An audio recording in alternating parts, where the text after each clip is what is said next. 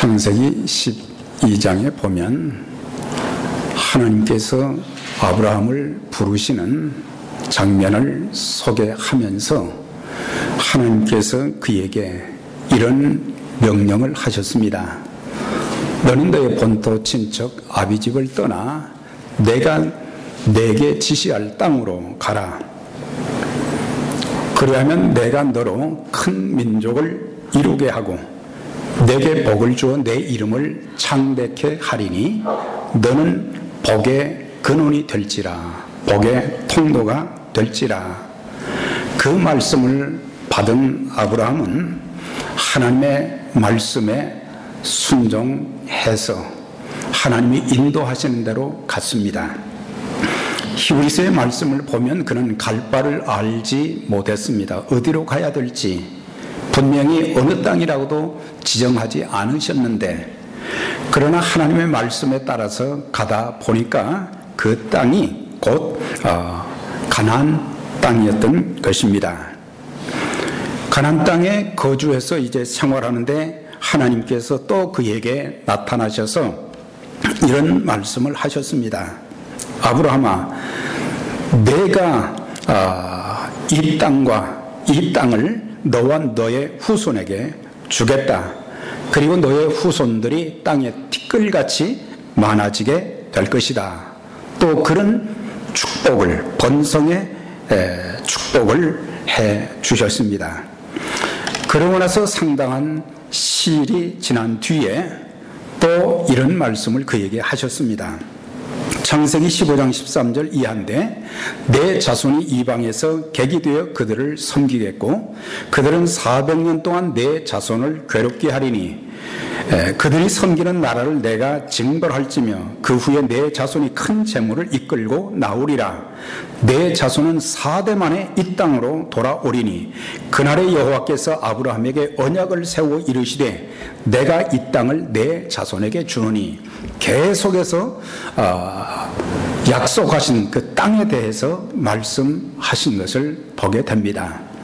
그래서 그 땅에 대한 약속을 해 주시면서 너희가 애굽에 가서 이제 400년 동안 거기서 고난을 겪게 될 것이지만은 그 이후에 4대 만에 이제 하나님께서 애굽을 치리하시고 그래서 너희가 애굽에서 나오게 될 것이고 그 다음에 약속의 땅 가나안 땅에 들어가게 될 것이다. 그 언약을 해 주셨습니다. 그래서 이런 언약의 말씀은 이제 아브라함에 이어서 그의 아들 이삭 그리고 야곱, 요셉에게 계속해서 반복해서 주어졌던 것을 보게 됩니다. 그래서 500년이 지난 후에 여호수아 시대에 그 약속이 이루어진 것이 오늘 여호수아서 3장에 있는 그런 말씀이 되는 것입니다. 아브라함에게 하신 약속뿐만 아니라 성경에는 수많은 약속들이 있습니다. 어떤 학자는 성경에는 32,500가지의 약속이 있다고 했는데 그 약속들이 지금까지 다 이루어져 왔고 앞으로 남은 그리스도의 재림도 이루어지게 될 것인데, 우리가 이런 것들을 볼 때 우리가 믿는 하나님은 전능하신 하나님이실 뿐만 아니라 약속을 반드시 지키시는 신실하신 하나님이십니다. 신실하신 하나님이신 거예요. 그래서 여호수아 때 그것이 이루어지게 되었는데, 자, 그러면 우리가 이제 3장을 통해서 말이죠, 가나안의 첫 관문인 요단강을 그들이 어떻게 건널 수 있었는지 그 과정과 비결을 우리가 살펴보겠습니다. 사실 요단강 하면은 약속의 땅 가나안 땅에 들어가는 첫 관문이 되기도 하는 것입니다. 요단강을 건너야 이제 약속의 땅에 들어가게 되고 또 계속해서 정복 사역을 할 수가 있습니다. 자, 이와 마찬가지로 요단강은 그들에게 있어서 첫 번째 장애물이 되는 거예요. 이처럼 우리가 이 땅에 살아가는 동안 우리의 삶 속에 수많은 장애물들이 있게 됩니다. 뭔가 나는 좀 제대로 된 인생을 좀 살아봐야 되겠다. 성공적인 인생을 좀 살아봐야 되겠다. 무엇인가 좀 큰 일을 하면서 좀 살아봐야 되겠다. 그런 결심을 갖고 있지만은 우리 앞에 큰 산과 같은 장애물들이 버티고 있기 때문에 우리는 그 앞에서 좌절하고 낙심하고 또 포기할 때가 굉장히 많습니다. 우리 인생뿐만 아니라 우리가 주님의 사역을 감당하면서도 모든 일이 쉽게 되는 일이 하나도 없습니다.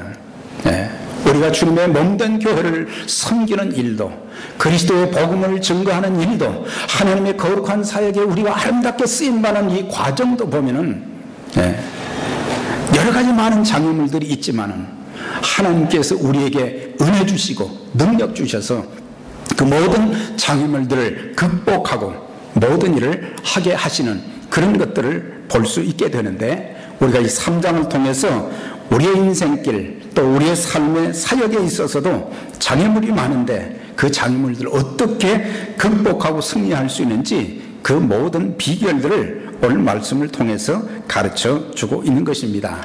오늘 3장 1절의 말씀 보면 여호수아가 아침에 일찍 일어나서 시딤에서 떠나 요단에 이르렀다. 우리가 평범하게 그냥 지나갈 수 있는 말씀입니다. 아, 여호수아가 아침에 일찍 일어났구나, 시딤에서 요단까지 갔구나.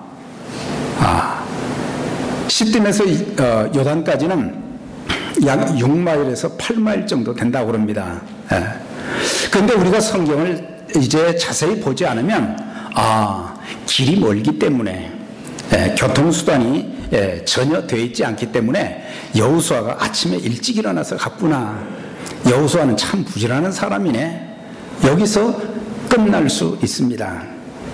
그러나 성경 전반에 걸쳐서 아침에 일찍 일어났다는 그 의미 속에서는 단순한 부지런함을 넘어서 거기에는 하나님과의 관계에 있어서 중요한 시간들이 거기에 포함되어 있다는 것입니다.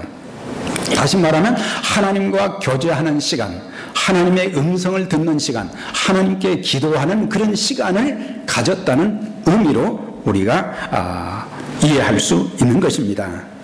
그래서 왜 아침 일찍 여호수아가 일어났나? 그것은 하나님과의 영적인 교제를 갖기 위함이다. 여기 보면 여호수아가 기도하기 위해서 일찍 일어났다, 그런 의미는, 그런 내용은 없습니다만은 사실 우리가 출애굽기 33장 11절 이하에 보면 그의 선임자 모세 그리고 그 자신 광야의 40년 동안을 지나는 가운데 가장 우선적으로 그들의 인생 가운데 중요하게 여겼던 것이 하나님과의 관계였어요. 그 어떤 큰 일보다도 중요한 것은 하나님과의 관계에서 하나님께 기도하고 하나님께 요청하고 하나님의 또 말씀하시는 음성을 듣고 하나님의 인도하심을 받는 그런 시간을 늘 가졌다는 것을 알 수 있어요. 사람이 자기 친구와 이야기함과 같이 여호와께서는 모세와 대면하여 말씀하시며, 그러니까 모세도 그 백성들 인도하는 과정 속에 숱한 어려움들이 굉장히 많이 있었는데 어떻게 그 어려움, 늘 원망하고 불평하는 그 백성들을 바라보고 또 이방 민족들이 계속해서 침략을 하고 이런 과정 속에서 어떻게 그 과정을 참 극복해 나갈 수 있었는가 보면은 모세는 항상 이제 텐트를 하나 쳐놓고 거기에 가서 하나님과 늘 교제를 했다 그랬어요. 얼마나 참 친밀했던지 친구처럼 하나님께서 그에게 말씀하셨다. 그런 다음에 모세가 이제 또 진으로 돌아오게 되면 여호수아는 모세가 하나님과 교제하는 그것을 계속 지켜보고 있다가 모세가 떠났어도 여호수아는 계속해서 거기에 앉아 있으면서 하나님과 교제하는 그런 훈련을 했던 것을 볼 수가 있어요. 그렇기 때문에 우리가 인생을 살면서 또한 우리가 주님의 사역을 감당하면서 하나님과의 관계 속에서 그분이 주시는 은혜와 동심과 능력을 힘입지 않고는 우리는 승리할 수 없다는 사실이에요. 우리가 단순히 부지런했기 때문에 이렇게 됐다 이런 생각을 가지게 되면 미국에 사는 한인들은 정말 부지런하게 사는 사람들이에요. 별보기 운동을 하는 분들도 있잖아요. 새벽에 일찍 일어납니다. 그리고 또 일터로 달려갑니다. 또 해가 진 후에 껌껌한 밤에 또 돌아오게 됩니다. 이 이 반복된 생활을 수십 년씩 하지만은 부지런했기 때문에 잘 되는 것이 아니라 하나님과 교통하는 가운데 하나님께서 도우시고 축복해 주셨기 때문에 잘 되는 줄 믿습니다. 그래서 우리는 하나님의 도움을 구하는, 아침에 일찍 일어났다는 그것은 바로 하나님과 교제했다는 그런 의미예요. 그래서 모세는 일상생활 중에도 늘 하나님과 기도로 교통하는 삶을 살았고, 또 광야의 길을 행하면서 여러 가지 삶의 문제가 있을 때마다 기도로 하나님 앞에 아뢰었던 것을 보게 돼요. 그들이 홍해바다를 건너고 수르 광야로 갔다고 그랬어요. 거기에 가서 물을 마시는 마라라는 지역에 이르르니까 물이 너무나 쓴 거예요. 백성들이 원망합니다. 그때 모세는 하나님 앞에 부르짖어 기도했다 그랬어요. 부르짖어 기도하니까 하나님이 방법을 알려주셨어요. 한 나무를 지시하셔서 이것을 쓴 물에 던지라. 그러고 났더니 쓴 물이 단물이 되단 말이에요. 그래서 모세는 모든 문제를 이제 하나님 앞에 가지고 왔고, 하나님께서 그 모든 일들을 하나씩 하나씩 구체적으로 인도해 주신 것을 보게 돼요. 17장에 보면 출애굽기, 거기에 또 보면 백성들이 또 르비딤에 이르러 가지고 말이죠, 그냥 목이 마른 거예요. 물이 없는 거예요. 또 원망하고 불평합니다. 그때 모세가 또 하나님 앞에 울면서 부르짖었어요. 하나님, 어떻게 해야 되겠습니까? 이 백성들이 나를 돌로 치려고 하는데 하나님 어떻게 하면 되겠습니까? 그랬더니 하나님께서 또 거기에서 물을 내주시는 장면을 보게 되고, 또 17장 끝부분에 보면은 아말렉 족속이 또 공격을 해온 거예요. 그 말이죠. 어떻게 감당할 길이 없는 거예요. 모세는 그가 지도자로서 사역을 감당하면서 한 가지 깨달은 것은, 기도가 그의 모든 주의 일을 하는 데 있어서 첫 번째라는 것을, 그의 삶에 있어서 첫 번째라는 것을 알았던 거예요. 그래서 여호수아에게 너는 군사를 데리고 가서 싸움을 해라. 나는 내일 하나님의 산에 서게 될 것이다. 거기에서 기도라는 단어는 없지만은 그것은 뭐예요? 모세의 손이 올라가면 이스라엘 민족들은 하나님 앞에 기도할 때 손을 들고 눈을 하늘을 우러러, 우리는 눈을 감고 기도하지만 하늘을 우러러 기도하는 것이 보통 관습이었어요. 그래서 모세가 손을 들었다는 것은 하나님 앞에 기도했다는 것입니다. 모세가 손을 들면 이스라엘이고, 모세의 손이 피곤해서 내려오면 아말렉 이기고 그랬어요. 기도는 바로 승리의 비결이라는 것을 여기서 가르쳐주고 있어요. 우리가 평생 살면서 하나님 앞에 기도하는 삶을 살면은, 기도하게 되면 반드시 어떤 상황 가운데서도 하나님의 도움을 힘입고 승리하게 되는 줄 믿습니다. 그래서 여호수아도 전임 지도자 모세를 통해서 하나님과 교제하는 것, 기도를 배우게 된 거예요. 우리가 이제 계속해서 성경을 보면서 특별히 아브라함의 그 후손이었던 다윗도 보게 되면 그의 평생의 삶 가운데 기도를 그의 신앙의 첫 번째 우선순위로 꼽았던 것을 보게 돼요. 아침에 주께서 나의 소리를 들으시니 아침에 내가 주께 기도하고 바라리이다. 아침에 내가 하나님 앞에 기도하게 될 것이다. 아침에 나의 기도가 주의 앞에 이르리이다. 아침에 하나님께서 내 기도 소리를 들으시리로다. 아침에 나로 주의 인자한 말씀을 듣게 하시는도다.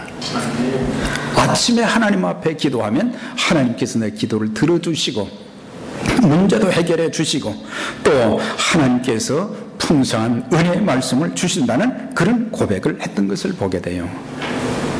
계속 지나서 보면은 많은 하나님의 일꾼들이 그랬지만, 특별히 신약에 와서 예수님께서도 보면은 오히려 새벽 미명에 예수께서 일어나 한적한 곳으로 가셔서 거기서 기도하시고 또 하루를 시작하시고 사역을 감당하셨다 그랬어요. 그 보면은 전부 하나님께 귀하게 쓰임받은 사람들 한 사람 한 사람 보게 되면은 늘 기도했던 사람들, 아침을 깨우는 아침 기도가, 새벽 기도가 있었다는 것을 가르쳐 주는 거예요. 신구약을 주석한 주석가 매튜 헨리는 주석을 쓰면서 이런 말을 했어요. 그가 이제 주석을 신구약 66권을 다 이제 주석을 썼는데 그 주석을 쓰면서 하나님 앞에 얼마나 기도를 많이 했는지 그러면서 그가 이렇게 얘기했어요. 장차 큰 일을 하고 싶다면 반드시 아침 일찍 일어나서 기도하라. 자기가 그 주석을 말이죠, 자기 지식으로 쓸 수 있는 게 아니거든요. 헬라어 히브리어를 잘한다고 해서 그걸 다 제대로 할 수 있는 것이 아니거든요. 성령의 조명을 받아야 돼요. 모든 성경은 하나님의 감동으로 된 것으로 교훈과 책망과 바르게 함과 의로 교육하기에 유익하니 그랬거든요. 그러니까 성령님의 인도하심을 받기 위해서는 기도해야 되는 거예요. 그리스도인들도 아침에 일찍 일어나는 습관, 기도로 하루를 시작하는 좋은 습관을 우리가 가져야 합니다. 우리가 새벽 기도 하려면 참 힘들잖아요. 그런데 저는 우리 교회의 가능성을 본 것이 1년에 2번씩 특별 새벽 기도를 하는데, 그때는 말이죠, 각 기관별로 보면은 하여튼 부득이하게 못 나오는 분들 외에는 다 나오시더라고 보니까. 그런데 평상시에는 또 없어요. 평상시 새벽 기도는 몇 분 안 나와. 아직도 새벽 기도의 능력을 체험하지 못했나. 약간 힘이 들지만 기도하려고 작정하면 하나님께서 도와주시고 은혜를 주시어서 새로워지는 인생, 놀라운 하나님의 기적을 체험하는 그런 인생이 되게 해 주실 것을 확실히 믿습니다. 그래서 우리의 신앙 생활을 하면서요, 우리는 새벽 체질이 좀 돼야 돼요. 새벽 체질. 새벽에 좀 일찍 일어나서 먼저 하나님과 교제하는 그런 그 모습. 요즘 체질 개선에 대한 얘기들이 참 많잖아요. 신앙 체질을 좀 바꿔야 돼요. 기도 체질로 좀 바꿔야 돼요. 그래서 무슨 일이든지 먼저 하나님 앞에 기도하는 것, 혼자 기도하는 그런 시간도 가져야 되지만 교회가 연합해서 같이 중보 기도할 때는 같이 모여서 좀 기도하고 말이죠. 기도 없이 우리가 어떻게 승리할 수 있겠어요? 악한 마귀는 우렁사자와 같이 삼킬 자를 두루 찾고 있는데, 뿐만 아니라 우리가 살아갈 세상은 너무나도 험난한데 우리 힘으로 할 수 있는 것이 아무것도 없어요. 하나님의 큰 손이, 하나님의 놀라운 은혜의 역사가 있어져야만 우리는 승리할 수 있는 거예요. 자, 그러면서 여호수아는 시딤에서 떠나 요단에 이르러 건너가기 전에 3일간을 유숙하니라 그랬어요. 그러니까 그들이 6마일에서 8마일 정도 가서 요단강 앞까지 가게 된 거예요. 근데 거기에서 3일간을 유숙했다. 사실 뭐 특별한 방법이 있는 것도 아니잖아요. 뭐 배가 있는 것도 아니고, 또 물이 얕은 곳이 있는 것도 아니고 대책이 없잖아요. 근데 3일간 유숙했다는 이것을 통해서도 우리에게 많은 것을 깨우쳐 주는 거예요. 자, 이스라엘 백성들이 거기까지 갔어요. 약속의 말씀에 따라서 또 하나님의 인도하심 따라서 요단강 앞까지 갔는데, 도착은 했지만 하나님께서 3일 동안 백성들에게, 여호수아나 백성들에게 어떻게 하라 그런 말씀이 전혀 안 나와 있어요. 또 여호수아도 백성들에게 아무 얘기도 안 했어요. 그냥 3일간을 거기서 지냈던 것을 보게 됩니다. 그러면 3일 동안 그들이 거기서 가만히 있었느냐? 그 앞에 있으면서 자신들은 우리 힘으로서는, 우리 방법으로서는 아무것도 할 수 없구나, 그것을 깨닫게 된 거예요. 그러면서 하나님께서 약속해 주신 대로 아브라함 때부터 시작해서 계속해서 이제 하나님의 종들에게 그렇게 말씀하신, 족장들에게 말씀하신 그 말씀이 어떻게 이루어질 것인가, 그것을 기대하면서 기도하면서 기다렸다고 하는 것을 볼 수가 있어요. 하나님께서 어떤 일을 해 주실까 굉장히 궁금한 거예요. 우리도 세상을 살아가면서요, 하나님의 때를 기다려야 할 때가 있어요. 막 열심히 뛴다고 해서 다 되는 게 아니에요. 예수 믿는 사람들은 부지런해야 돼요. 네. 부지런해야 되지만, 그러나 부지런함보다 더 중요한 것은 하나님의 때를 기다리면서 기도하는 자세가 굉장히 중요한 것입니다. 내가 무슨 일을 진행해야 되겠는데 할 수 없는 그런 상황이 닥치게 되면 사람들은 마음이 답답해지고 조급증을 느끼게 되는 것입니다. 그래서 어떤 때는 내가 이거 실패한 것이 아닌가, 내 인생은 여기서 끝장이 나는 것이 아닌가, 뭔가 또 이 방법 저 방법을 써보지만은 아무것도 되는 것이 없단 말이죠. 그러다 보면 나는 실패자인가? 이 세상은 바쁘게 사는 사람들을 성공한 사람으로 생각할 때가 있어요. 그리고 할 일이 없는 자는 실패자로 취급하기도 합니다. 그러나 기억할 것은 내가 아무것도 할 수 없는 그 시간은 하나님을 기다리는 시간입니다. 내가 아무것도 할 수 없을 때 하나님께서 내 인생길을 어떻게 열어가실 것인가, 그걸 기다리는 시간이에요.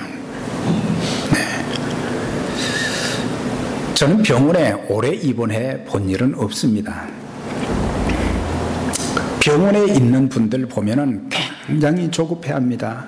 빨리 좀 좋아져서 퇴원을 해야 될 것인데, 가서 또 일도 해야 되는데 조급합니다. 근데 병원에 있는 사람들은 자기 병도 거기서 치료를 해야 되지만 자기 인생을 돌아보면서 뭐가 잘못됐는가 이런 것도 좀 돌아보고, 내 신앙과 내 삶은 참 반듯하게 되어졌는가, 내 인생은 하나님 보시기에 정말 아름다운 그런 모습인가, 이런 것들을 생각하면서 돌아보면서 회개하는 그런 시간이 되어져야 될 것이고, 이제 하나님께서 나에게 이런 고난을 주셨는데 앞으로 내 인생을 하나님이 어떻게 열어가실 것인가, 이런 기대를 하면서 기도하는 그런 시간이 병상에 누워있는 시간들이 되어져야 될 것이고, 또 어떤 사람들은 요즘 직장을 그만둔 분들이 참 많습니다. 직장을 그만두다 보니까 참 힘듭니다. 새로운 직장을 기다리는 시간은 인생의 공백기, 허비하는 시간이 아니라 바로 그 시간은 하나님을 기다리는 시간이 되어져야 되는 거예요. 아, 내가 어떻게 살아왔는가, 내가 지금 제대로 살고 있는가, 나는 최선을 다했는가, 하나님 보시기에 아름다운 그런 모습이었는가, 잘못된 것은 돌아보고 회개하면서 하나님 저에게 기회를 주시면, 마음껏 일할 수 있는 그런 기회를 주시면 제가 이렇게 살고 주님을 이렇게 섬기겠습니다, 그런 결단의 기간이 되어지고, 그러면서 하나님께서 나에게 어떤 이제 좋은 일을 이루어 주실 것인지 그런 것들을 기다리는 시간이 되어져야 되는 것입니다. 답답한 시간이지만은 내 인생이 더 멀리 더 높이 바라보고 뛰는 기간이 될 수 있는 거예요. 하나님께서는 우리를 위해서 참 놀라운 일을 준비해 놓으셨어요. 우리가 그것을 모르기 때문에 하나님을 찾지도 않고 하나님께 기도하지도 않고, 또한 이제 기다리면서 힘들면 원망하고 짜증하고 불평하고 그럴 때가 많은데, 하나님께서 이제 시온의 대로를 열어주실 그런 기회가 오기 때문에 우리는 하나님을 기다리는, 잠잠히 하나님을 기다리는 그런 모습, 그게 필요한 거예요. 그래서 그들은 3일 동안 아무것도 안 했어요. 하나님께서 어떻게 이 강을 건널 수 있도록 해 주실 것인가, 하나님을 기대한 거예요. 그러면서 3일을 기다리는 것은 참 쉬운 일이 아니에요. 우리의 신앙, 삶, 기도하는 건 약속의 말씀을 붙잡고 기도하고 기다리면 반드시 좋은 것을 주십니다. 히브리서 6장 14절 아브라함에게 하나님이 이런 말씀을 하셨어요. 내가 반드시 너를 복주고 복주며 너를 번성케 하고 번성케 하리라 하셨더니 저가 이같이 오래 참아 약속을 받았느니라. 기다리면 믿음으로 약속의 말씀을 붙잡고 기도하면서 기다리면 반드시 하나님이 길을 열어주시고 축복하시는 것을 체험하게 되는 거예요. 자, 그러면서 이제 3절 이하에 보면은 너희는 레위 사람 제사장이 너희 하나님 여호와의 언약궤 매는 것을 보거든 너희는 그곳을 떠나 그 뒤를 쫓으라. 그리고 그 거리는 법궤가 이제 제사장들이 메고 가게 되면은 앞서서 가게 되면 너희는 2000규빗 떨어져서 뒤를 따라가라.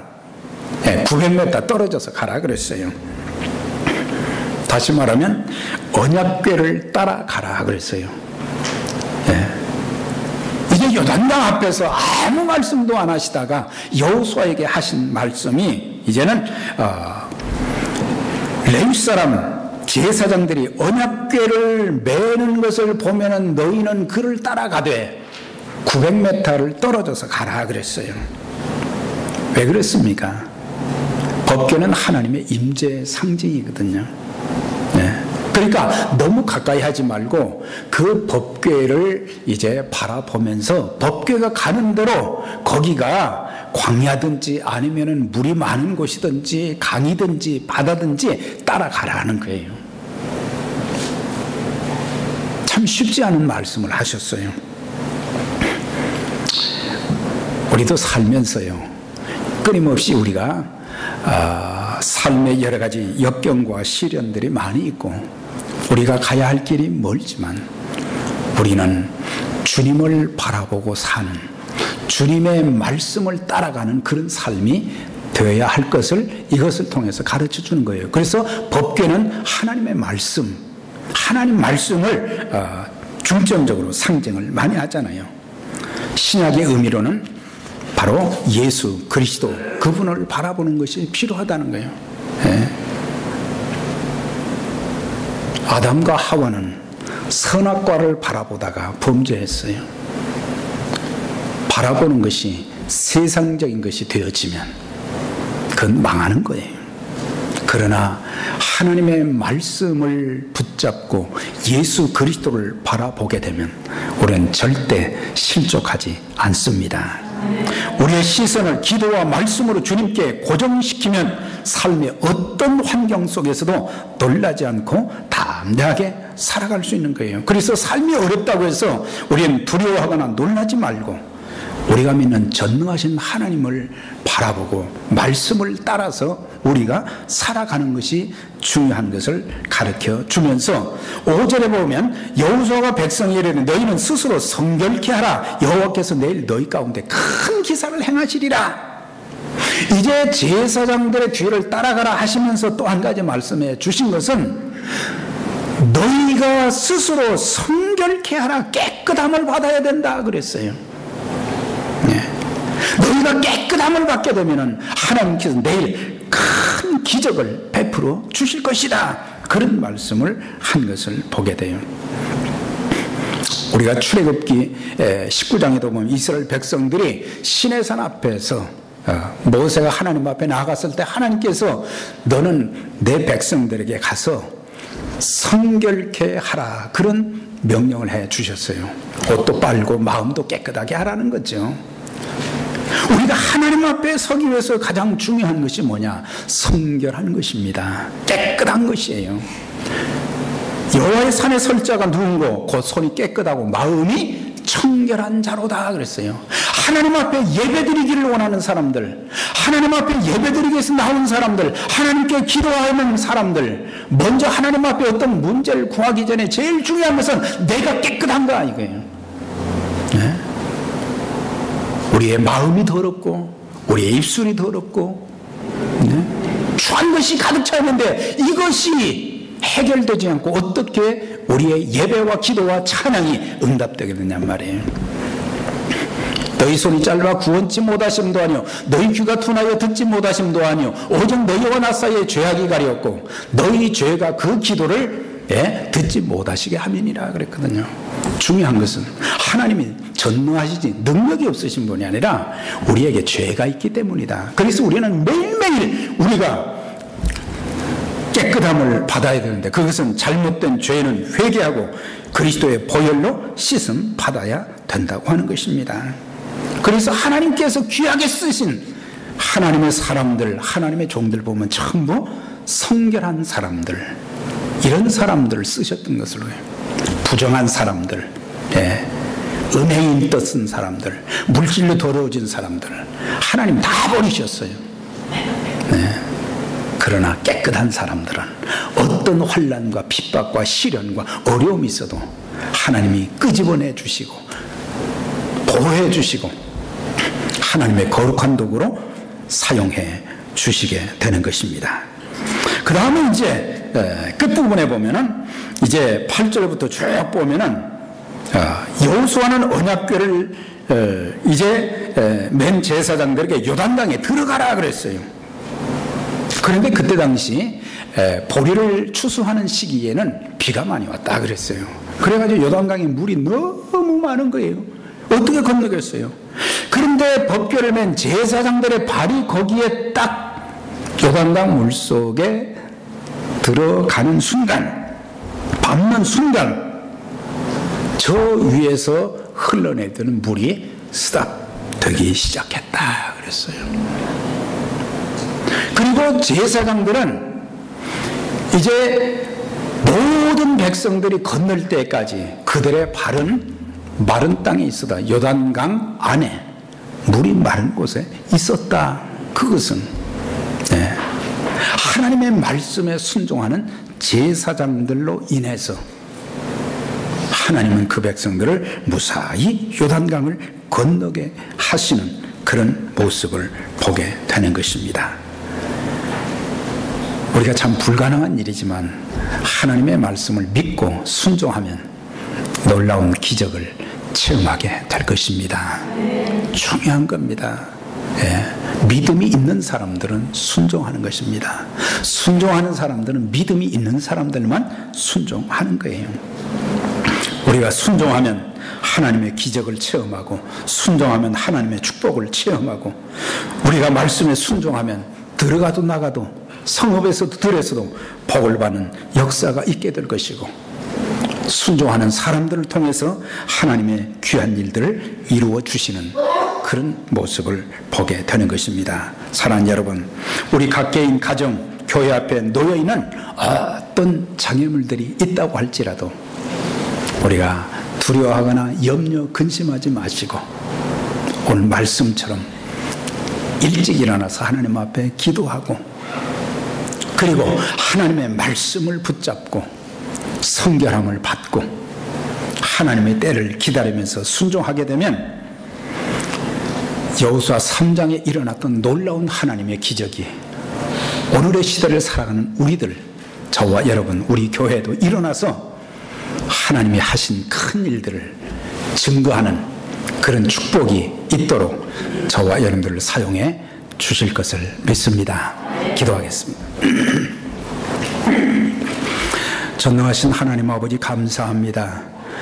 하나님의 말씀 따라 참 요단강까지 왔지만은 어찌해야 될지 참 불안한 상황 가운데 있을 때 하나님의 때를 기다리면서 기도했던 여호수아에게 하나님은 말씀해 주셨고 또 여호수아는 백성들에게 제사장들에게 명령하고 모두가 순종하는 가운데 요단강이 갈라지는 귀한 역사가 일어났고 약속의 땅에 그들의 참 발이 디뎌지고 이제 정복의 역사를 통해서 아브라함에게 약속해 주셨던 그 땅을 그들의 후손들에게 주시는 놀라운 하나님의 섭리를 깨달으면서 하나님 아버지, 우리가 이 땅에 사는 동안 삶의 또 사역의 여러 가지 어려움과 참 고통스러운 부분, 큰 산과 같은 문제가 있어도 저희들 두려워하지 않게 하시고 하나님을 바라보고 말씀의 약속의 말씀을 붙잡고 순종하며 사는 가운데 하나님의 놀라운 은혜 역사가 저들의 가정에도 일어나게 하시고